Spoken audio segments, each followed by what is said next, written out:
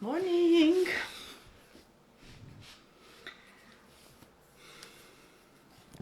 Morning, everybody.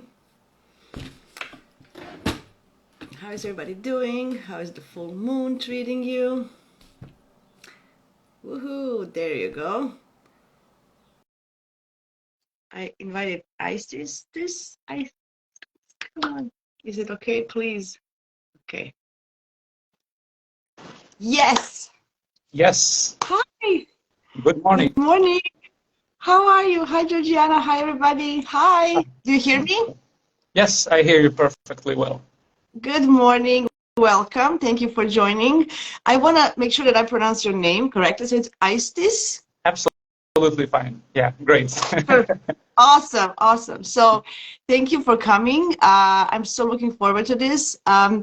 Such an interesting topic. By the way, guys, if you don't follow Aistis, please go ahead. His content is so deep, so profound. I love to read his posts. So click here and follow him. For all of you that you don't, I know a bunch of you already know you. Everybody knows you. You're such a good astrologer. Hi, everybody, for joining. I know on my side, everybody's still sleeping probably, but Europeans are wide and awake. So thank you guys for joining. Okay, let's start. First of all, let's tell people what are transpersonal planets, so they know, for those who are not astrologers.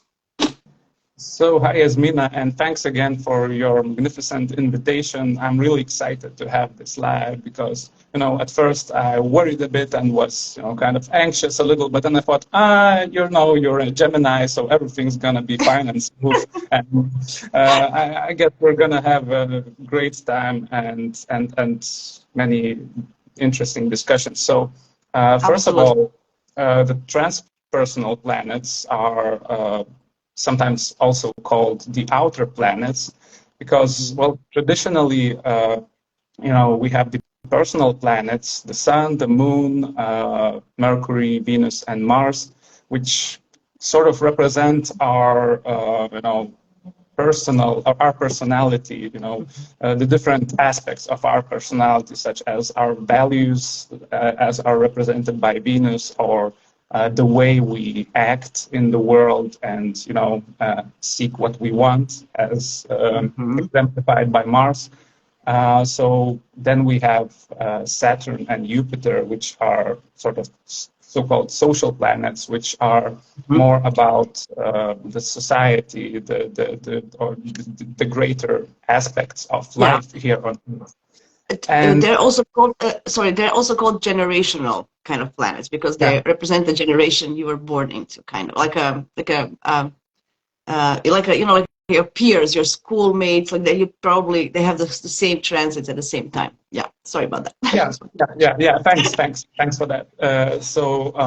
And there we are. We have the final three planets: the Uranus, Neptune, and Pluto, who were discovered the last, and who are said to represent, well, often the more hidden parts of our personality, the one that often lie dormant in our psyche and awaits a certain moment, such as it usually comes as a transit to one of our personal planets, such as the sun Yes. or the moon.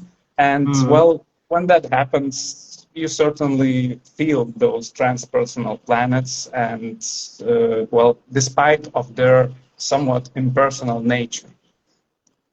Yes, yeah, that is true because, and also astronomically, we cannot see beyond Saturn with our naked eye. So it's also hidden for us to see unless we travel. Space travel still not, but we never know it's coming. Yeah, I'm- absolutely. yeah. Yeah, that's amazing. Also, I just before we start to going deep dive into this, I know everybody always wants to know from my guests what are the big threes. So if you can introduce yourself in that way, what are your big threes, and what kind of astrology do you like to practice and learn?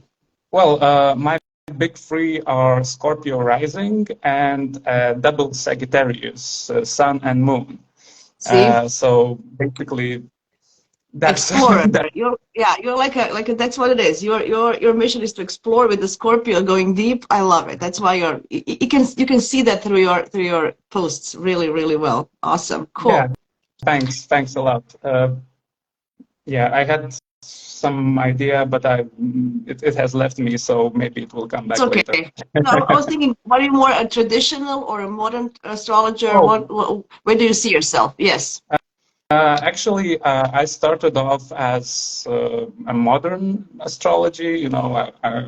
That's where I started off. But recently, I've been more and more interested into a Hellenistic astrology, and now I'm, kind of having this transformational moment where I'm trying to redefine, how to reconcile these two different traditions. And that's basically where I think I'm Yes, going yes. to I go know. on I know. And from now with a on. strong Sagittarius, you always gonna want to explore and learn more. I understand it. I have a full ninth house. So it's almost the same. Not really, but it manifests in life through that like that. I do use some traditional techniques like annual perfections. I find it's very useful. I also combine. It's hard. Astrology is so wide and so beautiful, and there's so many things. I talk to different astrologers, and from different points of view, we all come to the same conclusion, which is lovely, lovely. I love that. Okay, Yeah, now back to the definitely. topic. Definitely. I mean, you just check all these things and see what works best. And, it's not that, we have to go back to the past and Exactly. just stick to traditional astrology, but we have to see what can we, try and what works today. And I think that's a great way That's true. to deal with tradition. No, that's true, and I feel that I don't feel that we need to label ourselves. Like it's we're astrologers, and we use many different techniques and knowledge from beyond and from the past and whatever. So, but people just like to know in general what you like to practice. Cool. Okay, so what do we want to start first with Uranus?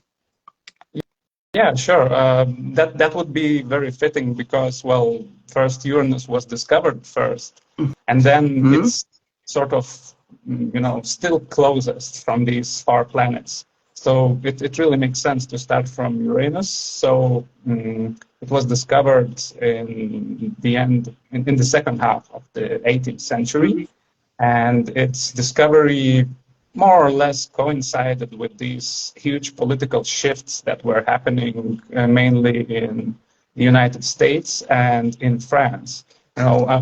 In between these two revolutions, that defined the change of this entire political paradigm. That all of a sudden these monarchies were thought to be ineffective. Basically, they became looked at like Yeah, ineffective in an overnight fashion. Like this very Uranian fashion, like a lightning hit, and all of a sudden we have different way of thinking. We have these ideas of hmm, liberty, equality, fraternity that basically kicked off and sparked yeah. these revolutionary approaches. Revolution, yes. Revolution and rebellion as the main themes of that times. Yes. Yeah. Fighting against authority, that's what Uranus usually does, right? He doesn't want to, he wants freedom. I want to break free. I don't want this. I like that. Cool. Go ahead. Yeah, Sorry. I will interrupt here and there. I just can't help myself.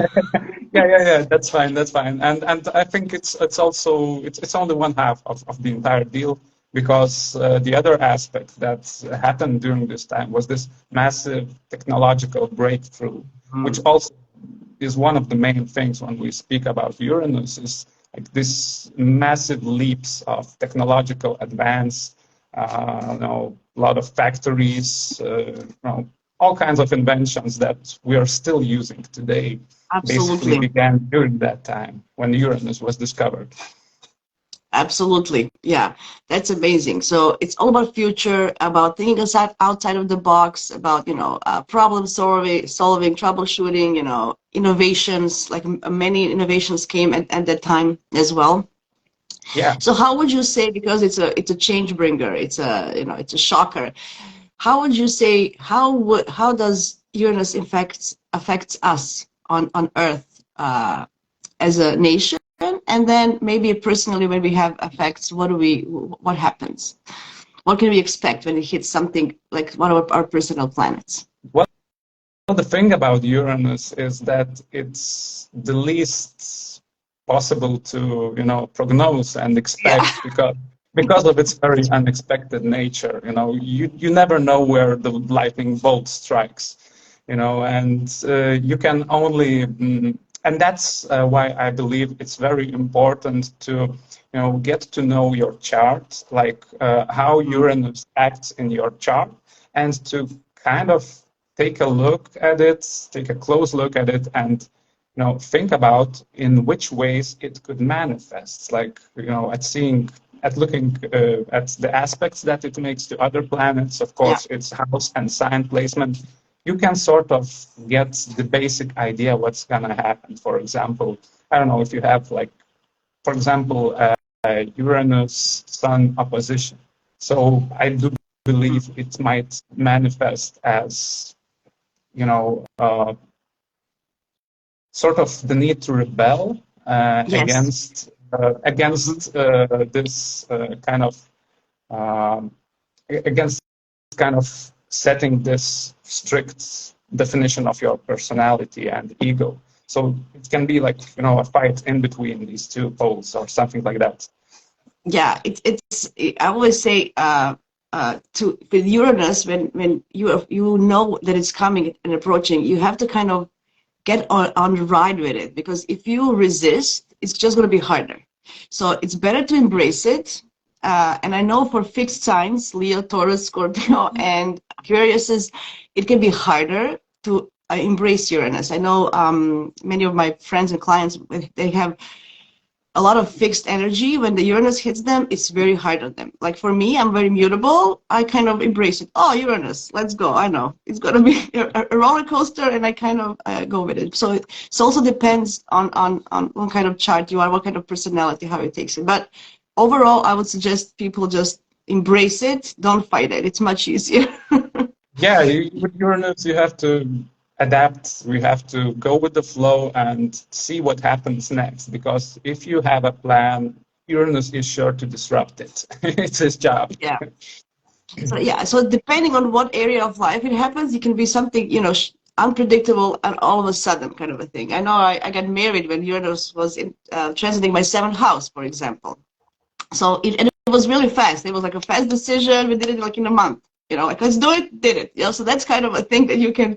It's nothing. People tell me, oh, is it bad or good? It's not bad or good. It's not about that. It's about just making a sudden decision, something spontaneous. I would say, right? It's right. Yeah, Do you have it's any about. example? Well, I also have my Uranus transiting my seventh house, and I also got married during this time. And actually, I married very quick, and then separated very quick, and then actually, instead of separating, entirely, me and my partner got together after the separation again. So that's a very Uranus thing, I guess. Very Nothing Uranus. traditional goes, I love it. Yeah, you never know. That's kind of a thing you can expect. When it goes to your career, you can change jobs, right? So it could be something, you get an opportunity or a job offer that it's something that you didn't know. Oh, look at this. So just I would say, like, having your eyes open when Uranus is transiting one of your houses. Oh, what is happening? Be alert, kind of always expecting, preparing for the worst, expecting for the best. Yeah, it also can manifest itself as, some sort of anxiety that you need to do something about it, about the topic of that house. For instance, if you have Uranus transiting your 10th house, you may have different ideas about what you want to do with your life, what you want to leave after you die and so on.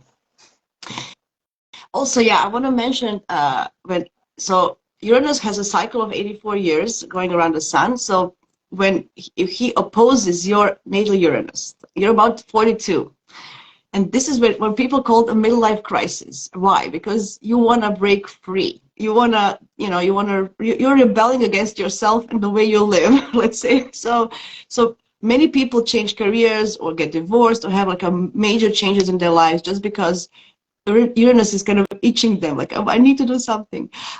For example, in my case, I started to practice astrology. Like, I was always into astrology, but then when Uranus hit, opposed my Uranus, like, that's it. I'm just doing this for real, you know, no more. Like, this is kind of a thing. You make like those kind of changes in your life. Anyway, I just wanted to mention that as well as Uranus. What would you say on a global level? On the global level, well, I'd say it very much depends on the chart of the nation, for example, because on the global level we often or the sign, or the right? sign. Yeah. Because well, usually those big changes also coincide with, you know, this some sort of a big transit, big Uranus transit to this natal chart. Like a country experiencing its opposition or you know, or a square, there might be some tensions, there might be some unexpected trajectories and so on. I mean, there is no serious difference, as I see it, on this level of mundane astrology and personal astrology. There's always something unexpected, and there's always, you know, if you want to, you know, to live it through in a more, you know, more easy way, you need to just relax and go with the flow and do not fight this, you know, accept this, that things are changing, which is, of course, often sometimes uneasy, as you mentioned, especially for the more fixed placements. Yeah, that's true. Yeah, so it depends really on that as well. Would you like to add anything? Yeah, can you add? Do you want to add anything about Uranus before we move on, please? One more thing, that usually it is a crisis of some sort, right? Like a country experiences some crisis. And again, it also depends on the how it is happening. It might be an identity crisis. It might be, you know, something related to you know, diplomatic relations, especially if it's happening in the 7th house. So again, it very much depends on the setting, and I just don't think of an actual example this very second. So yeah, I think USA is having some Uranus. When Uranus comes to Gemini, they're going to have a Uranus return or something. I'm not kind of sure. I'm not doing mundane a lot, so I just pick up here and there. But when Uranus comes into Gemini in a few years, it's going to be a huge thing for everybody, I think, because Gemini is air and mobility and travel. We're going to see a lot of changes about transportation. Apparently, many people are saying that we're going to, like, air travel is going to be a huge thing, and cars that fly and all this futuristic stuff. So it's, with Pluto and Aquarius, it's going to be a very interesting time to live. Anyway, I digress again. Cool. So yeah, so Uranus is a shocker, a change bringer. It can be dramatic as well, you know, crisis and drama, but it can be also very exciting. So depend how you look at it. Cool. So what is next? Who is next? Next is Neptune. No, and Neptune is, if Uranus is this unconscious or often unconscious need to break free of some Saturnian, you know, structures, then Neptune often represents some sort of dreamy, escapist attitude. You know, when you're kind of unwilling to accept this material reality and instead choose some grand vision, some utopian vision, some ideology, some religion. There can also be many forms in which Neptune represents itself, but it usually has to do, you know, with our dreams, with our ideals, let's say, with this imagined state of some perfect state, right, where we are willing to attain, which is often unreachable, but still we're striving to get there at all costs, basically. Yeah, it is. So I know that when Neptune hits me, I'm just more tired. So when you have Neptune, you kind of have to find time to rest and be on your own. I would always suggest that as some kind of advice, because it's very hard. And it's very good to spend time near the water, I feel. When Neptune hits your personal planets, you know, I know I can't meditate. I tried. My brain, my my Gemini brain can. But anytime, if I just sit still and walk, look at the water or something, it's also some kind of meditation for me. So Neptune helps you to kind of calm down after, as you said, the Uranus shaking and roller coaster can calm down and sit and be still. It can go two ways as well, right? So you can go towards addiction and escapism, or you can go towards spirituality in that way. Do you have any example? What would you say on a personal level? How would Neptune hits people? Yeah, absolutely. Yeah, Neptune has this dissolving nature that if you're trying to be very rational, very realistic, so that's quite the opposite, you know, of actual structures, of actual matter. You get this need to dissolve, to unite with all life forms, for example, with everything that's around you. And once Neptune is hitting your personal planets, the experience can be quite interesting and quite also some sort of a crisis, right? It can manifest itself as a spiritual or identity crisis. I actually had this last year, for the most part of last year, because Neptune in Pisces was squaring my Sun in Sagittarius. And it was really hard. I mean, because there were prolonged moments, like entire days, when I felt like I no longer know who I am, and you know, you start questioning yourself, basically your identity, your ego, and well, you certainly no longer know, you know, the things that appear stable and structured, and you know, thought, oh, I just hit my Saturn return a couple of years, and now I'm sort of can relax. And then this transit hits you, and then, oh shit, I don't know nothing again. No, it's hard. So, yeah, and it's a doubt. You're doubting yourself. That's the problem, right? Yeah, Angela says Neptune transits are so hard. They are, and you feel tired. You feel like physically you can't do anything. Mentally you can't do anything. You just wanna.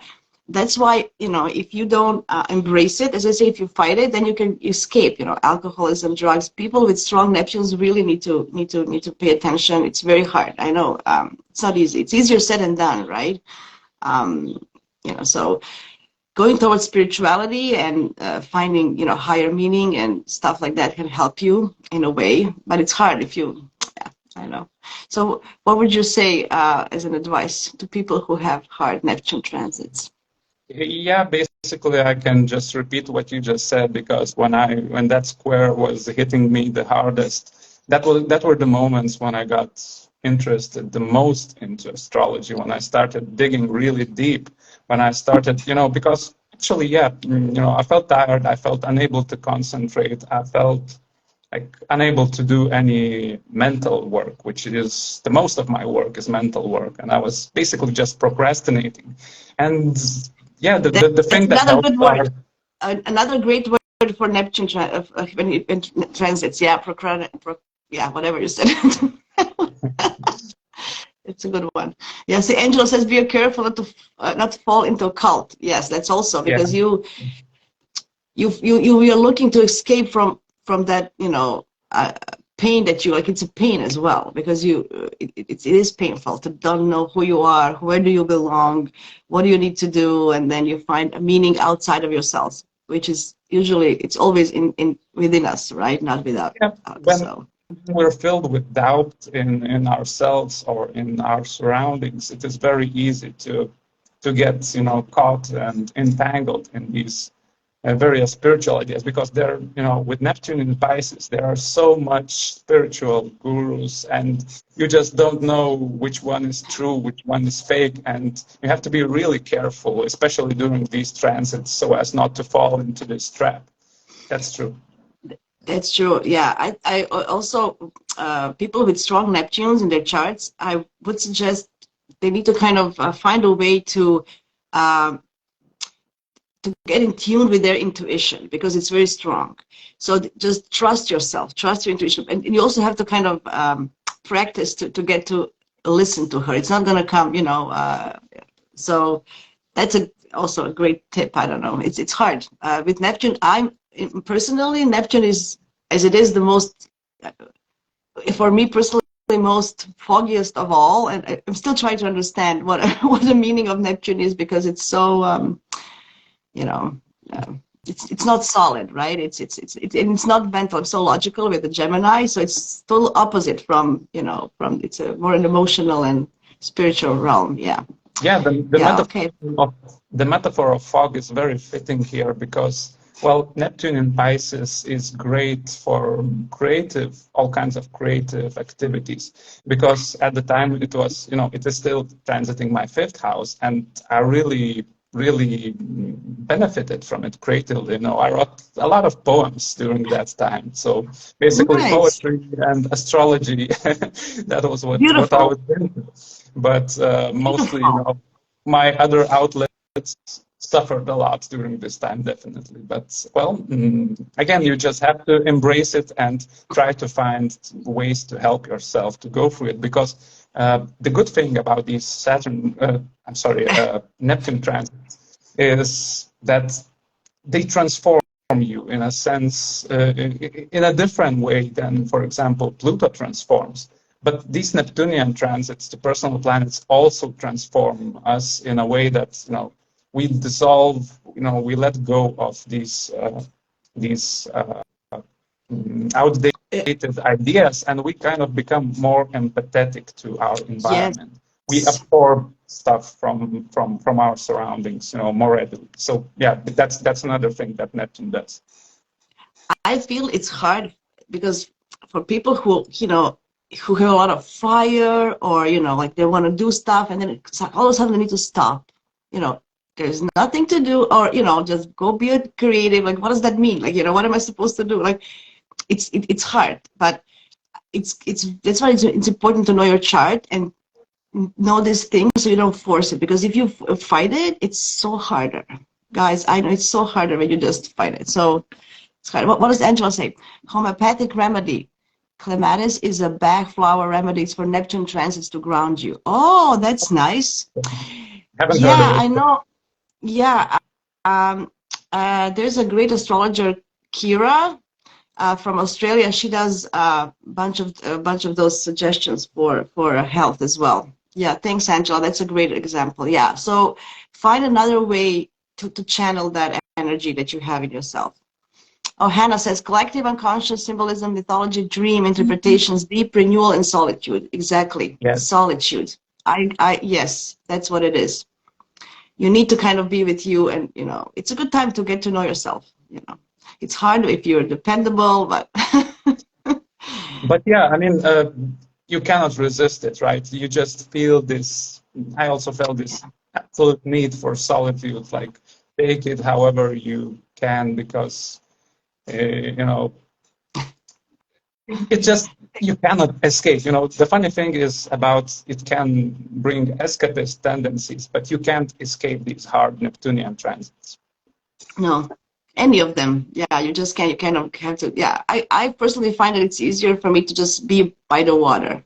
I can't really meditate, but I can just be there. It just calms me down. So, and I read a lot then, so stuff like that. So whatever helps you calm you down and ground you in a way. Yeah, basically Also, ladies are drinking connecting with coffee. your spirituality and Yeah, just being alone and absorbing yeah. all the changes gradually. Probably the best thing you can do. See, I look at my beautiful astro friends. Angela woke up. It's 5:30 where she is right now. And she's listening because she's in California. Oh, thank you. Look at, I love my astro It's so community. amazing that people are so, so willing to sacrifice themselves in a almost Neptunian way to Yeah. listen to our talk. I find it amazing. No, I'm really grateful and thankful, and I know that you and everybody was actually wondering who you are because nobody saw you. So I was like, okay, I'm bringing him up to light. So, so I think everybody's excited to see you today. So that's another thing. Okay, I think we covered Neptune. Who is left? Well, we have Pluto, who is, Mm-hmm. which is sort of the most mysterious and the darkest of the three, in a way.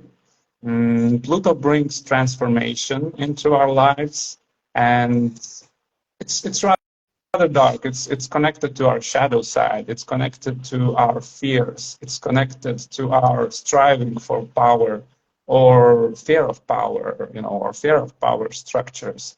It has to do with fears. It has to do with suppressed emotions. It has to do basically with all the dark stuff that resides within our shadows. And just as Neptune and Uranus, Pluto also, as far as I noticed, it tends to kind of be rather quiet and just slowly do its job until it hits one of these, personal planets or certain sensitive points of your chart. And then you sort of start to feel it slowly but gradually start to feel this transformation, which also very often comes with a hint of destruction. It can often destroy or remove something out of your life so that the new stuff can take place, and you can actually have space for these transformations to come. I always say Pluto, when it hits you, it's like a phoenix rising from ashes afterwards. So you're an ash. You're done with it, and then it's like a new life, new person coming. I had with my Pluto when Pluto was opposed when Pluto was in Sagittarius, it opposed my moon and my Mercury and my Sun and everything. It was really hard. I went through a lot of things that happened, like a death of a parent and then a divorce from my first husband. It was really hard on me. But after that, I tell you guys, it is the hardest thing for all the transits. I feel that it's the hardest because you can't really prepare for it. You kind of have to embrace the things that are happening in your life. But after that, you become a new person. Like, you're so much stronger. It empowers you. Like, it gives you the strength that you were not even thinking that you have in you. So I think you don't see it at the time, and I know it's hard to prepare for it, but after that, I think it actually gives you the greatest of the gifts. It gives you empowerment, so you're going from the victim, the Neptunian victim, kind of, to a more empowered person. Definitely, if this Uranian crisis has this very, very unexpected moment, and it's very hard to predict. And Neptunian crisis has this dissolutionary quality that you no longer know what is real and what is a fiction or a dream. You get all these dreamlike states. And with Pluto, there's this crisis that comes with a gift, that comes with a certain gift that you basically named as empowerment, that kind of destroys. And it's a long-lasting. Yeah, it's a long-lasting gift. It's like a gift. You have it until the rest of your being, right? It's not something that like Uranus, it comes and goes, blah blah blah. This is something that is within you for forever, which is really powerful. Yeah, that's how I feel. Yeah, it absolutely changes an area of your life, or the planet it contacts. It transforms it. From it gives this deep transformation that results in like a new person sometimes. Because, well, I personally have 5 planets in Capricorn. So you can imagine how many. I'm just listening to you. I'm just listening to you. Saturn return, your Neptune now opposing, and now this. Okay, squaring, and now this. Okay, you're doing good. I love the way that you're actually doing astrology through all of this. But go ahead. Yeah. So I have Venus, Uranus, Neptune, Mercury, and Saturn in my 3rd house in Capricorn, and it's a night chart, so Saturn is not quite good here. So yeah, I had some like numerous rebirths during the last 15 years, and you know, probably some of these people I met in 2000 something wouldn't recognize me today, but that's okay. That's what Pluto does, right? Yeah. Yeah, a bunch of my friends from my 20s that be like, "Who are you?" Like I'm a totally different person as well. It's just it is, and I'm proud of it. You know, like people say, you know, "Oh, I'm always the same." You know, is that a good thing? I'm not sure. You know, kind of. So, but I know, but depending on your chart, some people get hit a lot when they're younger, some later in life. So I think you're good now. I think the worst is behind you, because I know how the kind of a cycle goes. So I think, yeah, it was hard. So yeah, so you sometimes you have hard youth, and then you kind of have a better stuff later. Yeah, Pluto is getting to know yourself. I think it's a great opportunity to get to know yourself. What do you think? Absolutely. The Pluto is, it's like you have to possess this deep knowledge of your shadow side, basically. That's what Pluto says, right, when it comes. You have to know your shadow. You can't escape the darker aspects, your personality. You must accept it all, you know, you must accept yourself with your good and your not so good aspects. So if in our daily lives we usually tend to show the brighter side of ourselves, you know, Yeah. often in our close relationships, especially in our family stuff, we cannot do this so easily. And that's where our Plutonian side comes more often. Yeah, that's So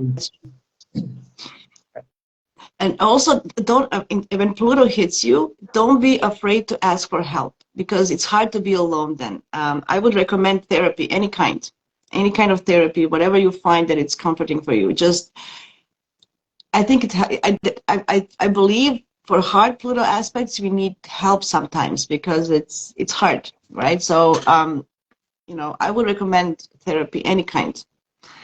Just to I think it's easier to get to to accept your shadow side of yourself through talking with others or somebody who can help you. Um, I don't know. Some people go to the family and friends, and some people actually like to talk to somebody they don't know. It's easier for them. What do you say? yeah, Did you absolutely. have any help through your Pluto transits? Actually, I had some therapy Yeah, sessions yeah, me quite too. recently. I'm having a break right now, but I'm planning to Yeah, come back because it's really helpful. I mean, it's one thing to get to understand things by yourself, but sometimes you need some reflection, somebody from the outside, someone yeah, more objective, because these transformations, these plutonium transformations, are never happening on the surface. You know, they're happening quite deep, and it can be not so easy to excavate them, to find them, to unroot them, precisely because of the depth, because they're happening somewhere in the psyche. It can be, you know, like something related to our childhood, you know, for example. that's what it is. It's buried under in your subconscious, unconscious. You can reach it easily, right? You that's the thing. Digging deep, researching, going. That's what it means. So sometimes you using tools, you know, that help you to deal with that. I also went to therapy when I was went through when Pluto was opposing my moon and sun, and it is what it is. You have to kind of do it, but I know most people are really afraid of Pluto. They, you know, when they see, oh my God, what's going to happen? I'm going to die. Um, it's not a physical death. I say it's a death of your belief system, something, or death of something that happened. You know, so it is some kind of a death, but it's not physical. It doesn't have to be that way, right? What Right. would I you believe what would you say? Yeah. I do believe it also depends on the planet it contacts. For example, when Pluto contacts Sun, it might be ego death. When Pluto contacts Venus, for example, it might be related to releasing old value systems.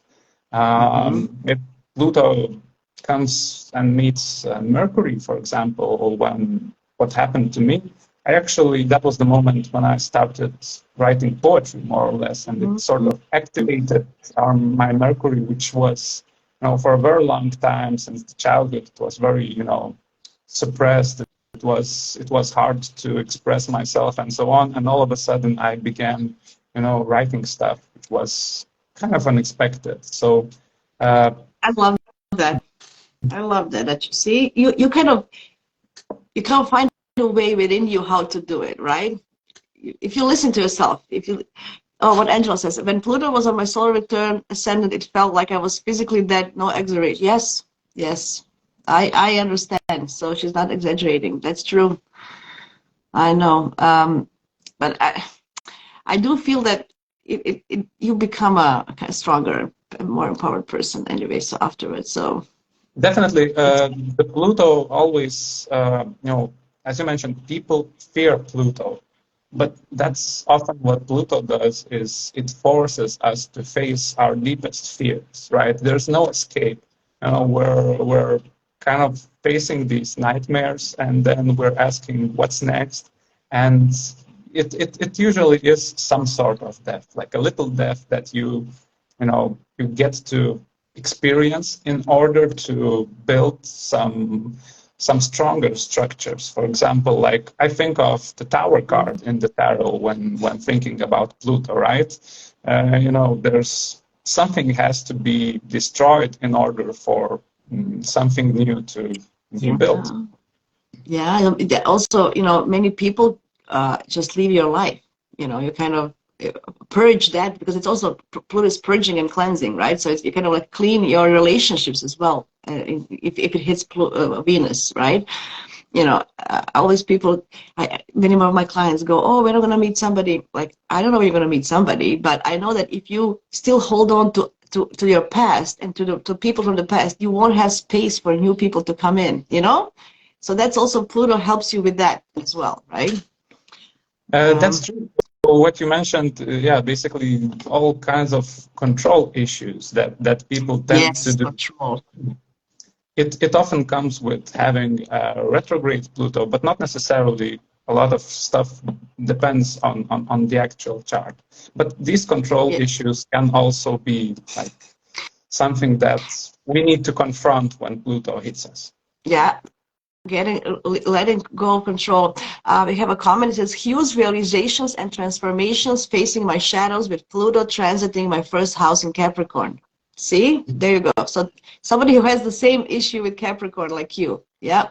Definitely, and the first house, it's one of these crucial houses. It can mean our body. It can mean the very core of who we are. And when these transpersonal planets transit our first house, we are definitely becoming someone else after the transit ends. Either way, or we're rebelling against structures with Uranus, or we're kind of looking for another kind of reality, which is perhaps more promising than what we see in front of us.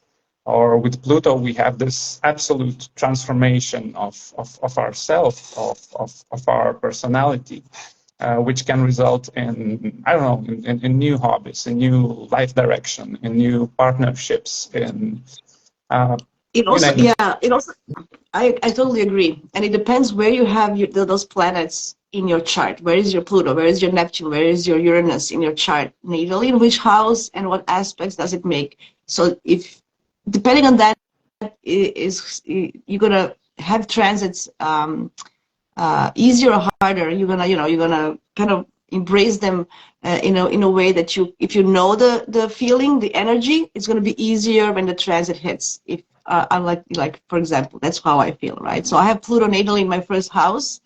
So when all this Pluto stuff came in, I kind of knew what Pluto is, right? Because I have it in my first house. Oh, we have one more question. Will it be more disrupting as it comes back in Capricorn, Pluto, right? I do believe that it's more of, if there are certain issues, some unfinished business, so Pluto's coming back for 2 more times into Capricorn, basically this year and next year, just to finish off what needs to be finished. And well, it actually depends on the birth chart. It actually depends on what planets are there in Capricorn and so on. So it's quite hard to say.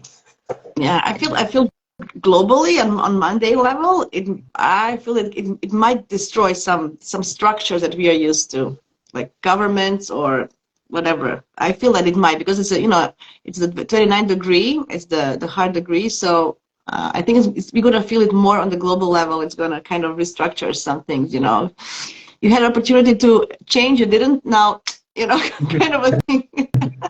Yeah, absolutely. But in any way, whatever crisis we face, and I think crisis is a great word when we when we speak of these transpersonal planets. Yeah. Whatever crisis it brings, we're gonna be more stronger afterwards, definitely. Absolutely. Absolutely. Yeah. I love this. I love this. So from all of this, so the point of all this, people say, oh, these planets are so far away, how can they affect our lives? But see, they do affect. And I can prove from my experience how Pluto and other stuff really, really affected my life. So energies are strong, guys. So I really do believe that energies are strong. And we really need to kind of learn them and embrace them and use them in our lives. What would you say? What time is it first? What time is it? It's 15:47 here, so Okay. yeah. Okay, we can kind of wrap it up in 5 minutes. I have to go back to work in 10 minutes anyway. Sure. Yeah. So, what would you say, like in general, as an advice, or your knowledge or your insights about these planets in general? What would be your conclusion or summary of it all? Well, my advice would be know your chart. First of all, like take a look at it, learn astrology or book a reading at a trusted Yes. astrologer and get to know your chart so that you know what are these sensitive points when it comes to transpersonal planets. And I mean, you never can fully prepare for what happens with these transits, but at least you can have a clue of what kind of houses it's happening, what kind of life spheres it might touch, so that you can leave yourself some freedom, accepting some eccentricity as with Uranus into your life, basically opening the door for new experiences, or becoming more empathetic and open for all kinds of spiritual experiences, as with Neptune, or with Pluto, getting to know the shadow side of yourself, getting to know your fears, getting to know, what actually needs to be worked on this psychological level so that you can emerge stronger.